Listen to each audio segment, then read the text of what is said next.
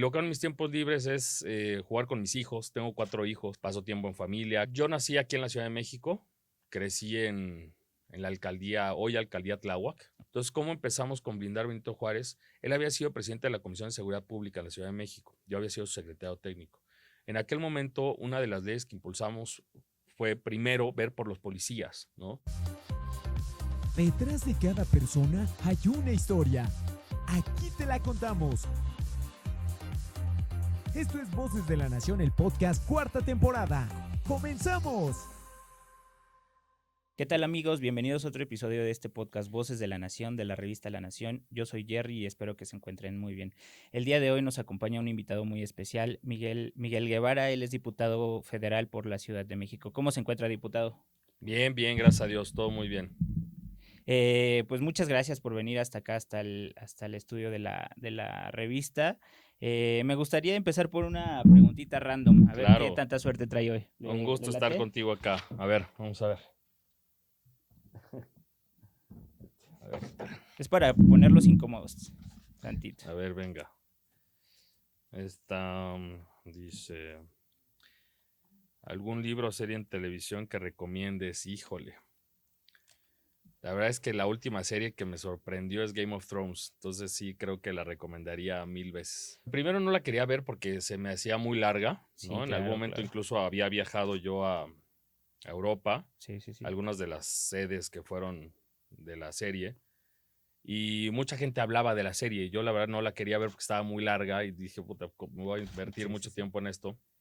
Casi no veo tele, casi no veo series. Okay. Y mi cuñado me dijo en algún momento, tienes que verla, o sea, esto es política pura, ¿no? Sí.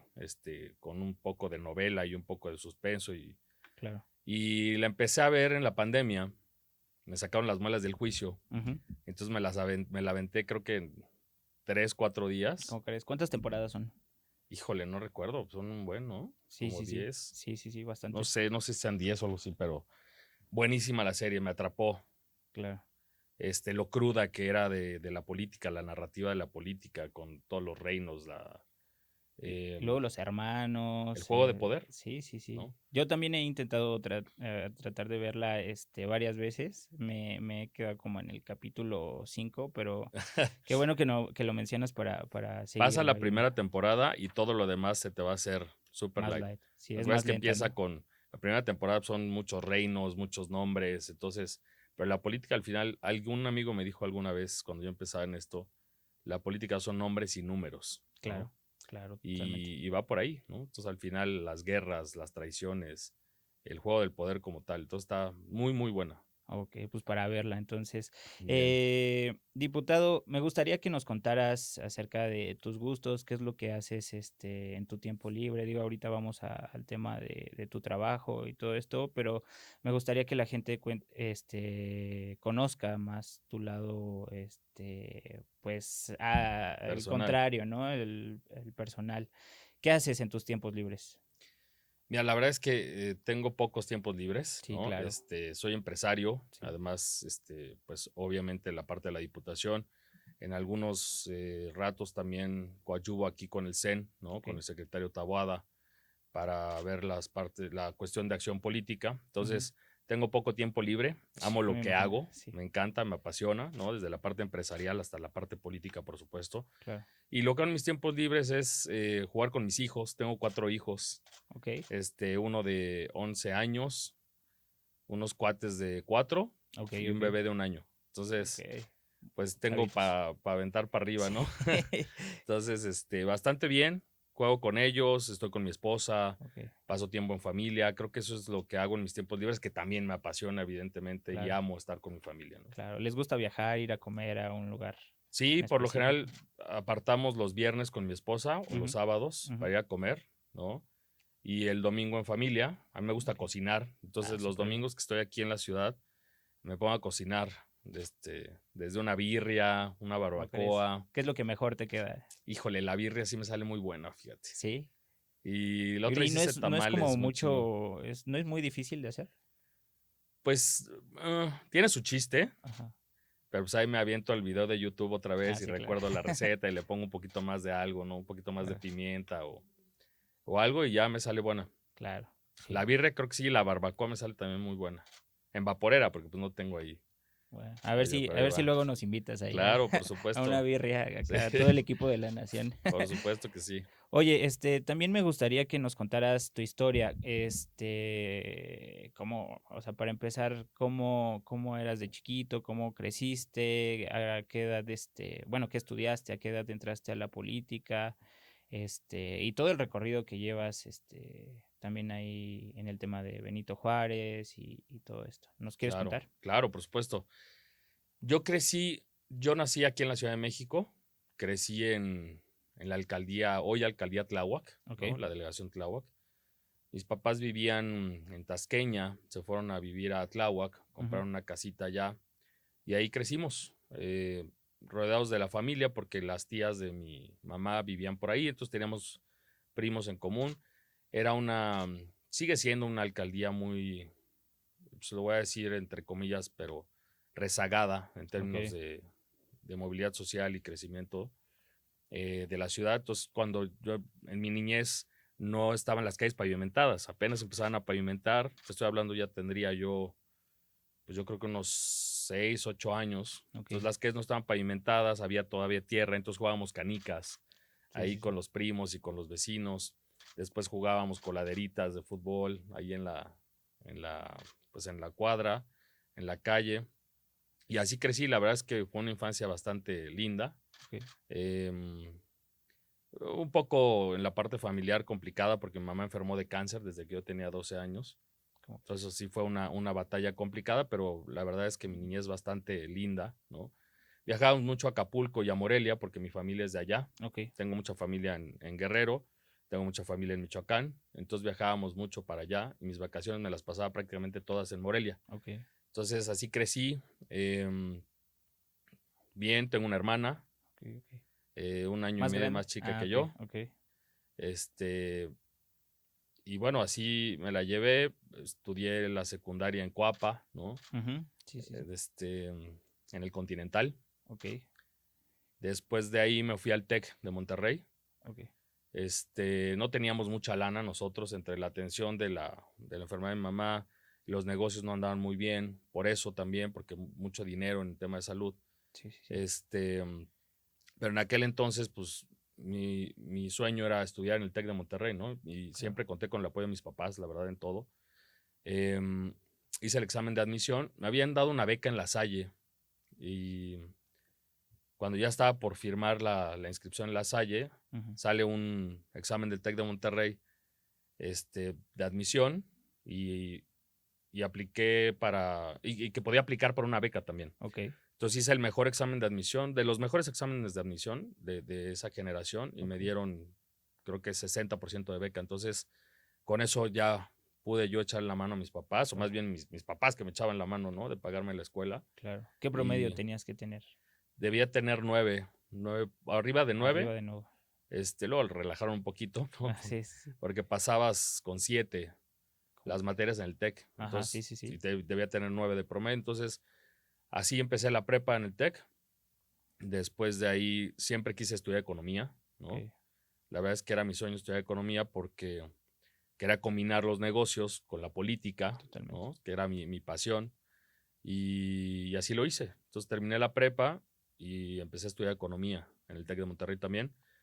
Fue una de las primeras generaciones que dio un grupo de maestros que venían del Colmex, que venían del ITAM, que venían de... El TEC como que hizo un crew de maestros muy talentosos y fue la primera generación que nos dio de economía. Incluso mi maestro de econometría en aquel momento era Carlos Ursúa, que ¿Cómo fue crees? secretario de Hacienda Sí, de, sí, de sí. Andrés Manuel, ¿no? Gran profesor, pero sobre todo gran persona. Yo le debo mucho con Arturo Pérez, el director de la carrera, todavía sigo en contacto. Entonces estudié economía, termino la carrera de economía. Yo siempre me apasionan las finanzas también, la parte empresarial. Ok. Entonces en algún momento me dieron una oferta para trabajar en Fondo Bancomer, que era para fondos de inversión y portafolios de inversión. Ok.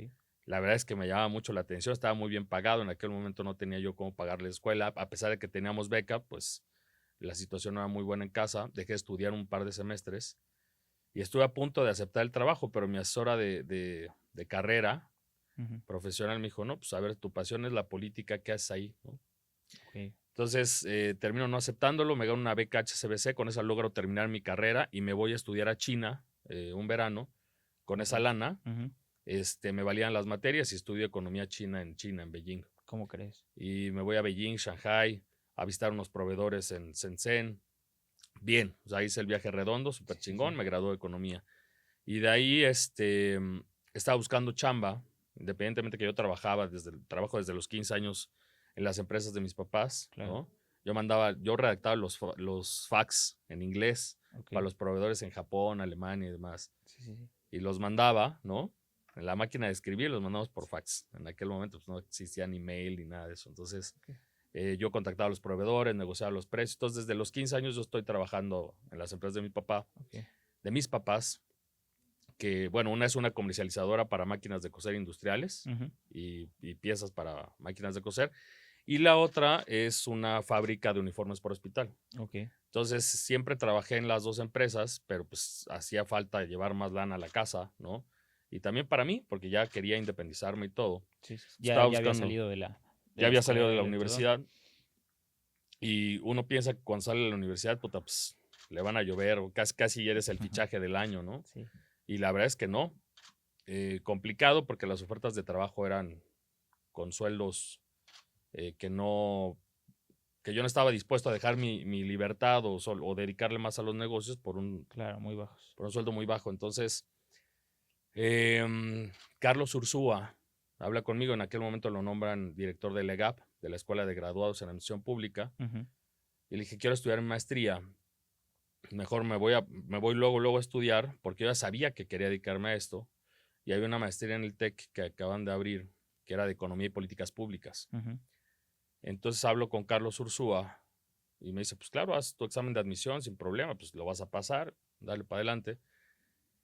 Y una de mis compañeras de mejor promedio era su asistente de beca CONACYT, porque él era doctor SNI 3. Ok. Entonces Sí, sí, tenía sí. derecho a 2 becarios CONACYT que te pagan más o menos como 8,000 pesos al mes, Ujú. ¿no? Cada una. Total que a ella le ofrecen una chamba en el Banco de México. Yo estaba haciendo. A mí me aceptan en Banco Azteca. Entonces, Ujú. otra vez la disyuntiva entre puta, me voy al sector privado Oh. o sigo mi pasión. Y en aquel momento habla conmigo Carlos y me dice, ¿sabes qué? Vente, te voy a dar las 2 becas con CONACYT para que seas Ujú. mi asistente. Ujú. Y con eso costeas tu maestría, te ofrezco prácticamente lo mismo que está del otro lado y Ujú. listo. Y Súper así bien. empecé a estudiar mi maestría, costear mi maestría y pues ganar dinero, ¿no? Claro. Pero digamos, la cosquillita ya la tenías antes de entrar a la universidad, ¿no? O sea, y Sí, me imagino que con la universidad, pues creció más el interés para entrar en la política, ¿no? sí. Esa parte, digamos que es la profesional, ¿no? Así termino estudiando economía. Ajá. Después mi maestría en economía y políticas públicas aquí en el TEC, me la termino en Harvard, ¿no? Ujú. Con un executive en Harvard. Ok. Después me voy a estudiar 2 diplomados, uno en el TEC de Monterrey de asociaciones público-privadas y otro en Harvard también de asociaciones público-privadas en la John Ok. F. Kennedy. Esa es, digamos que mi trayectoria profesional. Me voy a estudiar una maestría después a España Ujú. en políticas públicas aplicadas.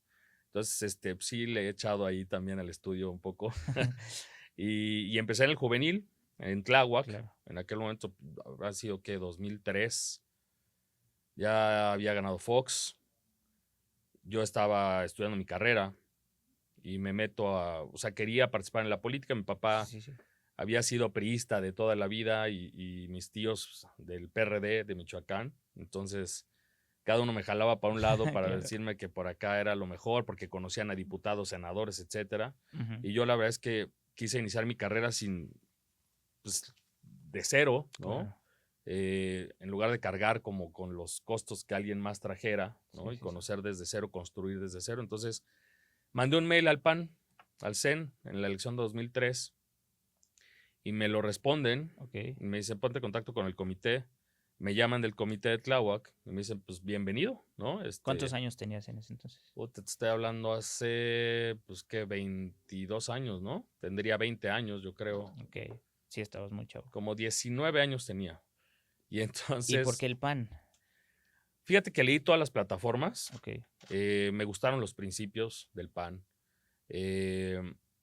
No sé, hice clic con esa parte de ser un partido de cuadros. Yo me sentía que podía ser un buen cuadro, que podía aportar al PAN y que además me podía meter a la parte de trabajo operativo, de trabajo en calle. Vivía en Tláhuac, nadie quería la Secretaría Juvenil de Tláhuac, ¿no? Porque pues, era una secretaría de una alcaldía, de una delegación muy rezagada, muy fuera del centro de la ciudad.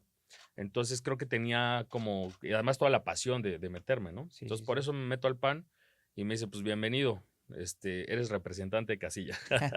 Y Sí, así empecé sí, mi carrera en el así PAN. fue tu bienvenida en el PAN. Así empecé mi carrera en Y el cómo PAN. fue fue la primera vez que estabas en una casilla? Es la primera vez que yo estaba en una casilla, la ¿Cómo primera fue vez tu que experiencia? veía cómo ¿Cómo se movía? se movían las cosas, cómo se movía una elección, ¿no? Ajá, Entonces yo queriendo hacer campaña, pero pues terminé siendo representante de casilla bastante bien, ¿no? sí.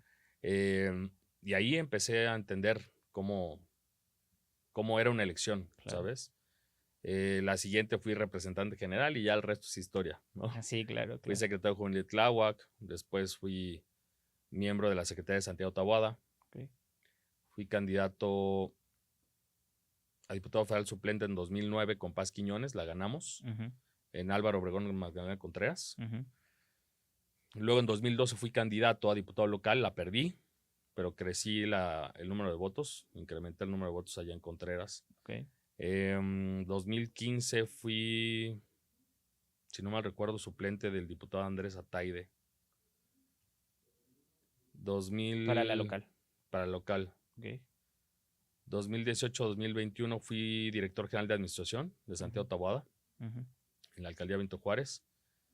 2021-24 fui suplente de Luis Mendoza, diputado federal. O sea, llevo como 4 o 5 suplencias, nada más me falta la de senador. No, Pero ya, está padre, pues y por algo se empieza, digo yo, igual fui secretario juvenil, fui bien. representante de casilla, representante general, y después de eso, pues me hicieron bueno, no me hicieron, sino me dieron como la suplencia de regiduría. No he sido regidor hasta el Bien, momento, pero pues sí te motiva, ¿no? claro. O sea, que te tomen en cuenta cualquier cosa, pues puedes estar ahí al pendiente para suplir a la persona, ¿no? Sí, para Entonces, ocupar el cargo y estar preparado para eso, ¿no? La verdad es que totalmente. a mí siempre me apasionó esto, pero siempre me apasionó más el armado atrás de que las cosas se hagan, ¿no? Sí, claro. Incluso Santiago tenía un lema en su secretaría que era transformando lo imposible en realidad. Y yo decía, puta, qué pretencioso es eso, pero Ujú. cuando estás en un puesto de gobierno, por ejemplo, en la parte del ejecutivo, pues tienes que volver realidad lo que estudiaste, lo que la gente te pide, las políticas públicas, y empiezas con las acciones, y empiezas con todo el tema de gobierno, cuando ves Claro, los resultados, claro, dices, claro, claro. claro que sirvió de algo todo esto, ¿no? Desde el aprendizaje de calle político hasta toda la parte técnica de la escuela y experiencia. Entonces, yo la verdad es que muy agradecido con el PAN de haberme dado la oportunidad siempre y yo también de chambearle con toda la pasión para que las cosas sucedieran, ¿no? Claro, pero también hay como, no una brecha, sino un espacio en el que tienes que poner en práctica todo eso, ¿no? Que, bueno, al principio pues no sabes cómo hacerle porque, o sea, de la teoría a la práctica pues ya es como un poco diferente, pues lidiar con las personas, ser pues un líder y todo esto. Entonces, esa parte pues también es difícil, ¿no? Sabes que el perderle el miedo a expresar lo que quieres, lo que sientes y lo que crees que sabes, creo que esa es la barrera más grande que tienes que romper. Y yo se lo digo a los chavos porque yo todavía me creo chavo, ¿no? Todavía me siento en el juvenil, pero cuando empiezas a romper esas barreras, decir, híjole, lo que están diciendo en la mesa no creo que me parece, ¿no? O no lo siento adecuado. Ese momento es cuando tomas la confianza, el liderazgo y Claro, empiezas a hacer un cambio en lo que tú quieres, en la política, en el país, en lo que quieres implementar, ¿sabes?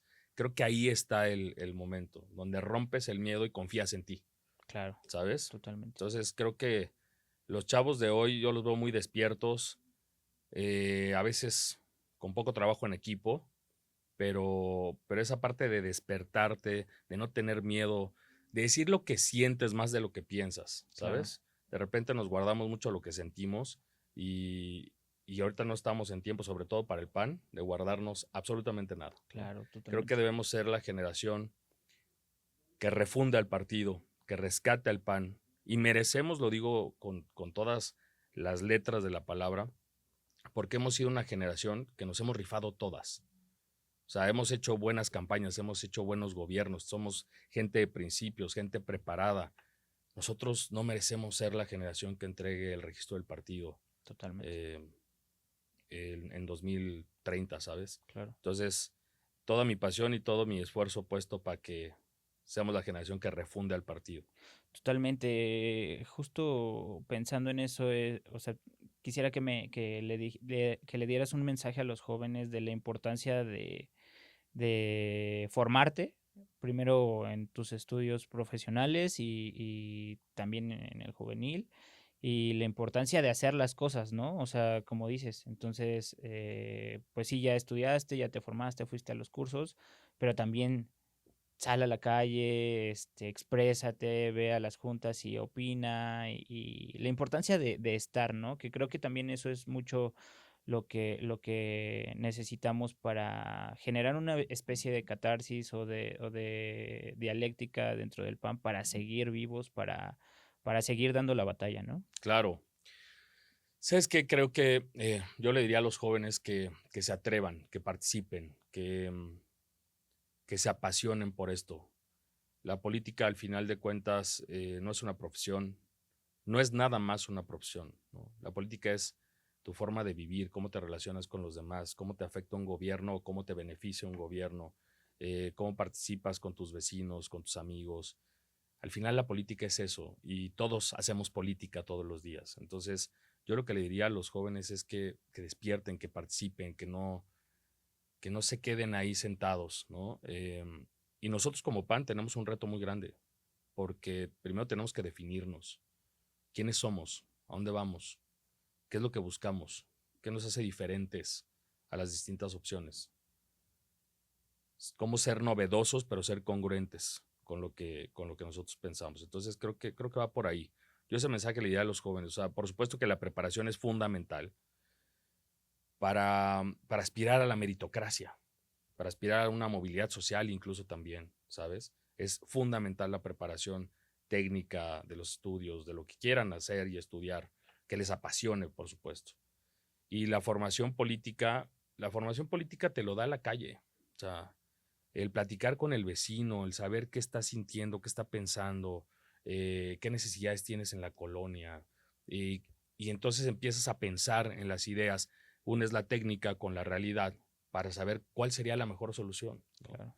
No está nada más en, no, pues hay que bachar la calle, ¿no? Pues ¿cómo le vas a bachar, no? Con Exacto. asfalto, con concreto hidráulico, ¿qué te cuesta más, qué te cuesta menos? Entonces la viabilidad presupuestal. Y con ese simple detalle ya creaste una política pública o una acción de gobierno. Entonces, creo que va por ahí, ¿no?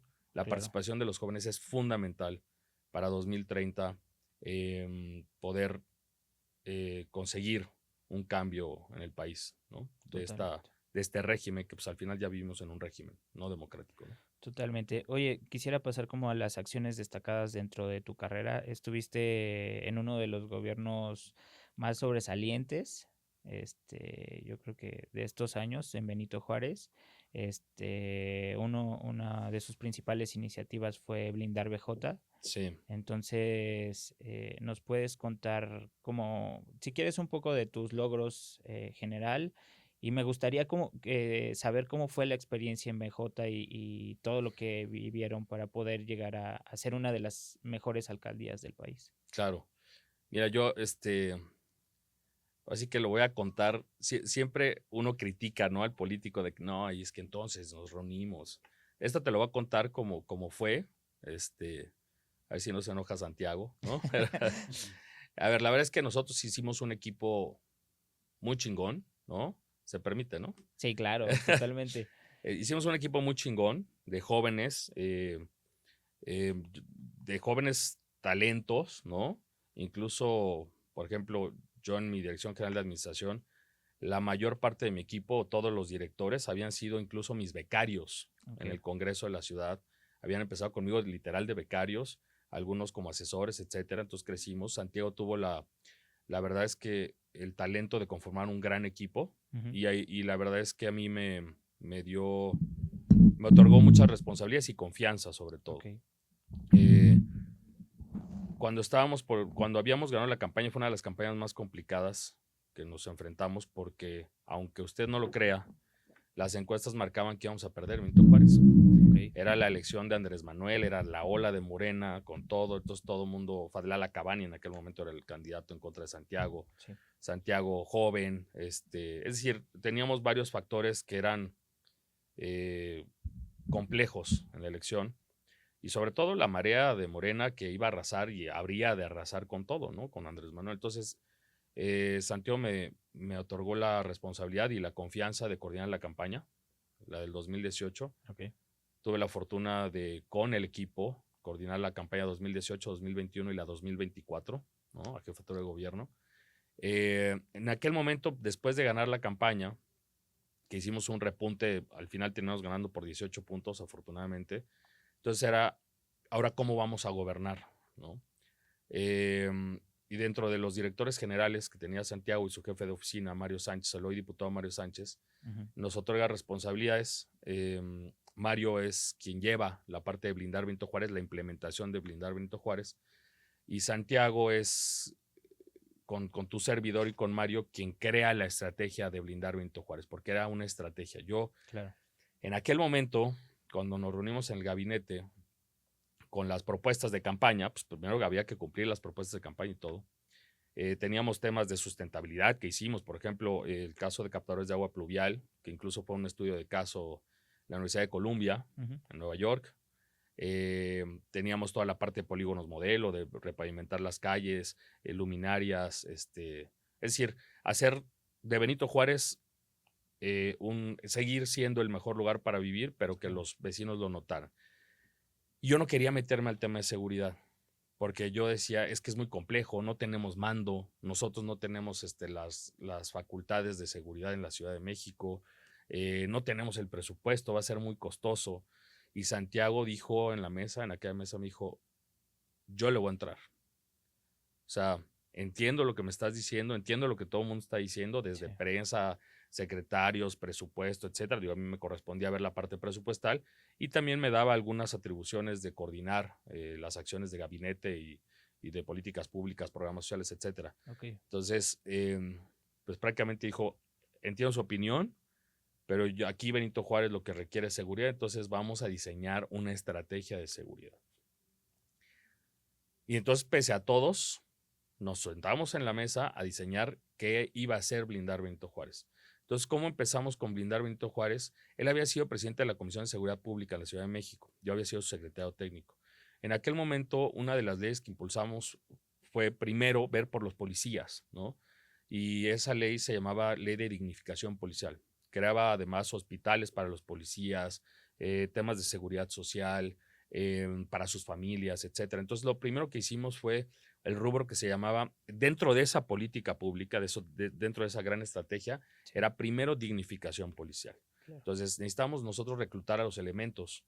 A ver, dicho sea de paso, y lo voy a decir así tal cual en la cámara, yo creo que el futuro de la seguridad en el país, para que verdaderamente podamos vivir en un país con paz y con seguridad, está en fortalecer las policías municipales. O sea, definitivamente los modelos de fortalecimiento de las policías municipales y que se encuentren y se coordinen con la Guardia Nacional, con la Secretaría de Seguridad Ciudadana Federal. Ahí está el modelo de seguridad. Y nosotros lo implementamos en Benito Juárez y nos dio muchos resultados. Entonces, te decía, primero lo que hicimos fue dignificación policial. Teníamos que reclutar nuestro propio cuerpo de policías. Entonces encontré un vacío en la ley.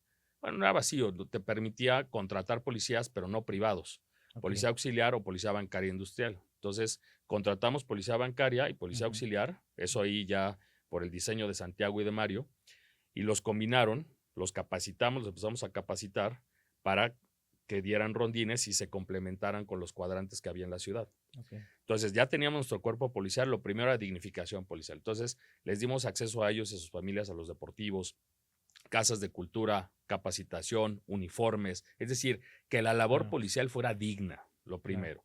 Segundo, porque nosotros, el primer elemento ya en la implementación de la seguridad, pues eran los tiempos de reacción. La gente, si denuncia y llega el policía en 10 minutos, pues, se acabó el delito, no te sientes atendido, no te sientes seguro y demás. Claro. Entonces compramos patrullas, pusimos ser rondines en todas las colonias, en todos los cuadrantes. Entonces tú tienes la policía de la Ciudad de México más el policía de blindar, que te estaba todo el tiempo tocando el pato de la sirena diciendo aquí estoy, cabrón, ¿no? Entonces había vecinos que decían, ya, güey, o sea, sí sé que me están cuidando, pero no es necesario, me despiertes en la noche, pero la idea de nosotros era decir, aquí estamos. Entonces disminuimos los tiempos de reacción con esa parte, dignificación policial, un cuerpo policial, disminuimos los tiempos de reacción, la atención al ciudadano, luego le metimos tecnología, que ese es el cuarto rubro. La parte tecnológica, pusimos cámaras de seguridad con los vecinos y además de las que teníamos ya implementadas en la alcaldía Benito Juárez, nos coordinamos, fortalecimos nuestro C2 con pantallas de identificación, líneas telefónicas, hicimos todo un centro de reacción. Claro. Y además la tecnología nos permitía que mediante una app denunciara el ciudadano. Entonces, la atención era inmediata. La policía de blindar Benito Juárez llegaba en menos de 2 minutos a cualquier denuncia. Sí, Y sí, de ahí sí. le metimos ya inteligencia, ¿no? Que es el último paso para el fortalecimiento de las policías municipales. Inteligencia, mapas de calor, prevención del delito, dónde estaban ocurriendo, qué estaban ocurriendo. Bajamos los índices delictivos de casa-habitación, incluso de robo de autopartes. Sí. El modelo funcionó bastante bien, pero en esos pasos. Eso fue lo que implementamos en Benito Juárez como estrategia. Lo implementó el alcalde todos los días con Mario Sánchez, el hoy diputado Mario Sánchez. Entonces, Claro.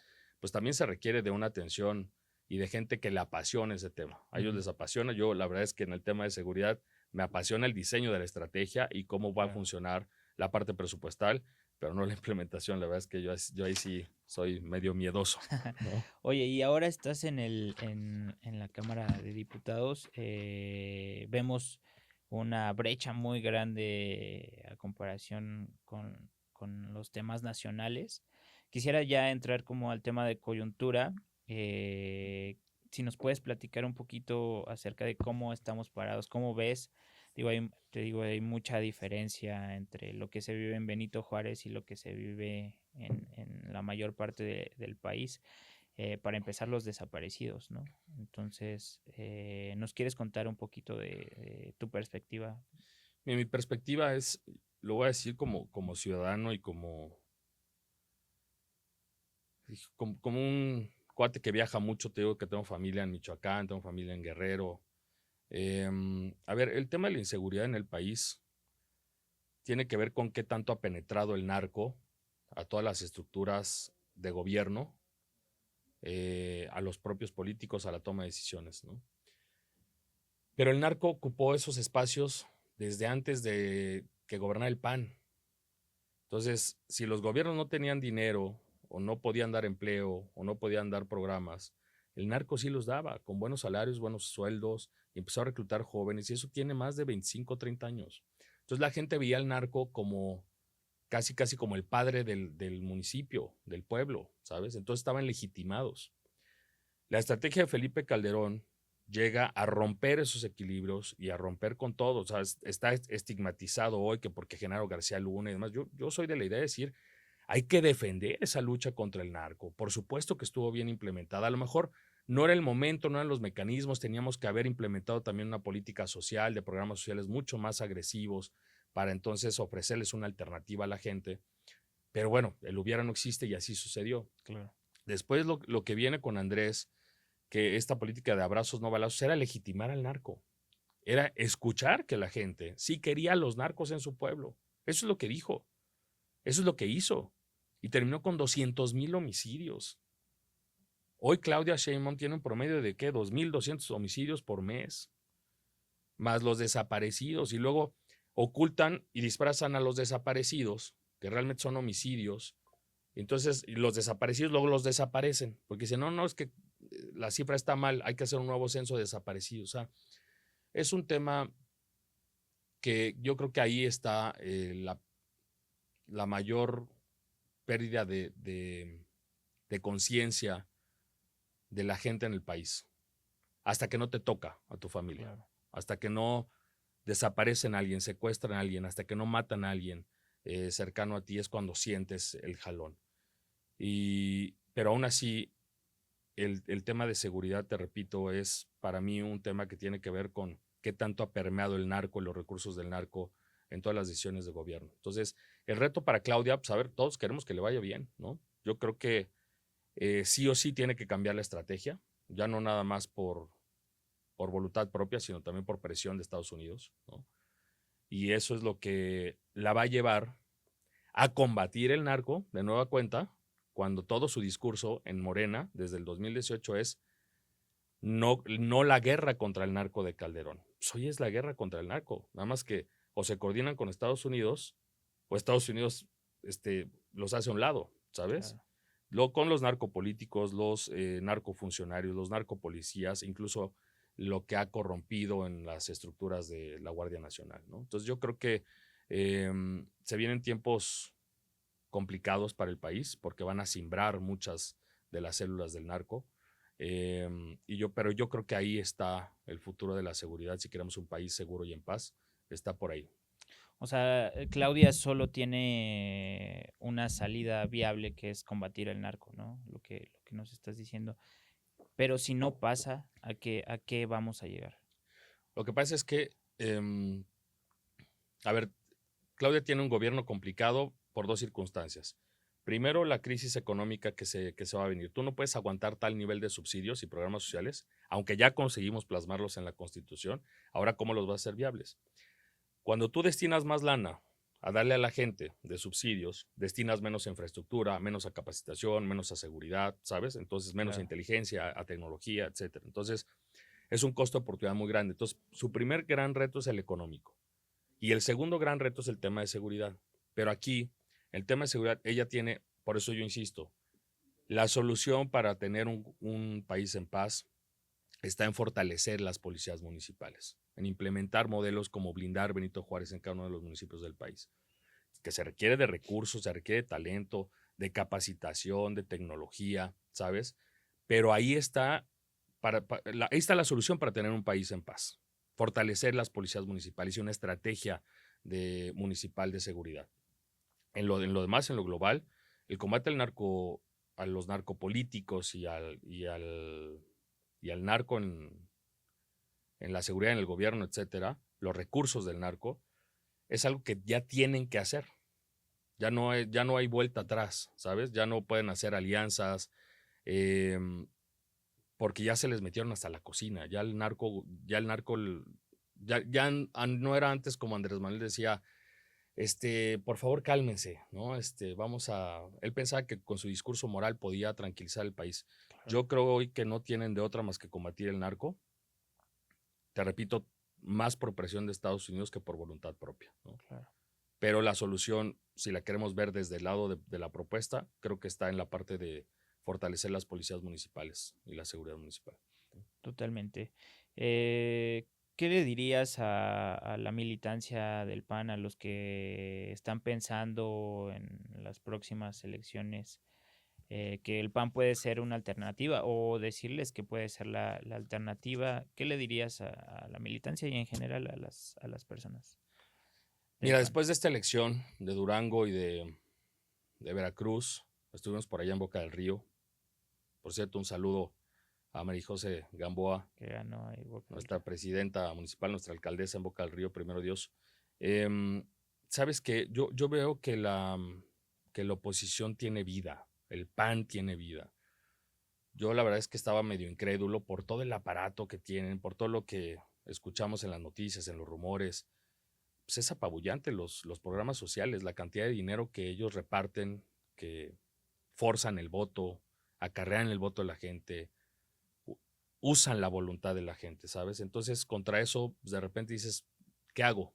Claro. No puedo llegar con ideas cuando acá llegan con costales de dinero, despensas, etcétera, y sobre todo forzando a la gente. Claro.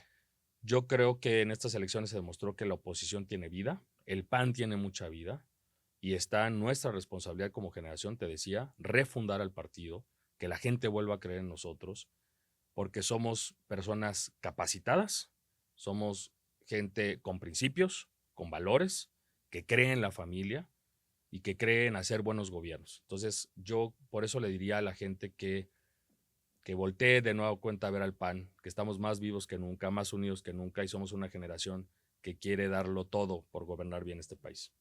Totalmente. Pues muchas gracias por venir aquí al Gracias, Estudio Jerry. de la Nación. ¿Algo que desees agregar? Nada, muchas gracias por la invitación. Espero vernos pronto por acá. Por ahí tengo algunas iniciativas que me gustaría comentarles. Pero ya te las mandaré para que hagamos una cápsula. Si quieres, ¿no? de una vez. Mira, sobre todo la iniciativa de nosotros le denominamos en el equipo profesionistas construyendo el presente. Ok. Es una iniciativa que saca fondos del Fondo de Jóvenes Construyendo el Futuro Ok. para otorgar un subsidio al primer empleo a los jóvenes que están estudiando, Claro. que aspiran a una movilidad social, que aspiran a un mejor sueldo, que aspiran a ser emprendedores o empresarios. Y que su primer empleo, pues siempre te dicen, es que te falta experiencia, es que no te puedo contratar. Entonces, por lo menos subsidiarle la mitad del sueldo. Ok. Eso va directamente al joven y al empresario la deducción completa del sueldo del trabajador. Es decir, el subsidio más lo que ellos pagan. Entonces, con eso es un aliviane para los jóvenes que quieren buscar empleo en lo que ven 2 años, ¿no? Claro. En lo que ven cuál es su futuro, si quieren seguir trabajando, si quieren ser profesionistas, si quieren ser emprendedores, si quieren ser empresarios, pero es el primer aliviane. ¿De dónde sacan los fondos? No hay impacto presupuestal porque viene de jóvenes construyendo el futuro para profesionistas construyendo el presente. Claro. Ese es el tema, ya luego abundamos en ello, pero yo sí creo en el tema de la capacitación para la movilidad social, ¿no? Okay. Creo que ahí está la fórmula, al menos a mí me resultó. Totalmente. ¿Sale? Sí. Entonces, pues muchas gracias por el espacio, gracias por la entrevista y nos vemos pronto, Jerry. Al contrario, nos vemos pronto para que nos cuentes más acerca de tu trabajo ahí en la cámara y pues muchas gracias por venir. Muchas gracias a ustedes. Un abrazo. Bueno, amigos, nos vemos y escuchamos en el siguiente episodio de este podcast Voces de la Nación, de la revista La Nación. Hasta la próxima.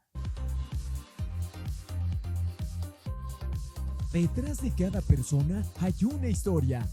Aquí te la contamos. Esto es Voces de la Nación, el podcast 4ª temporada.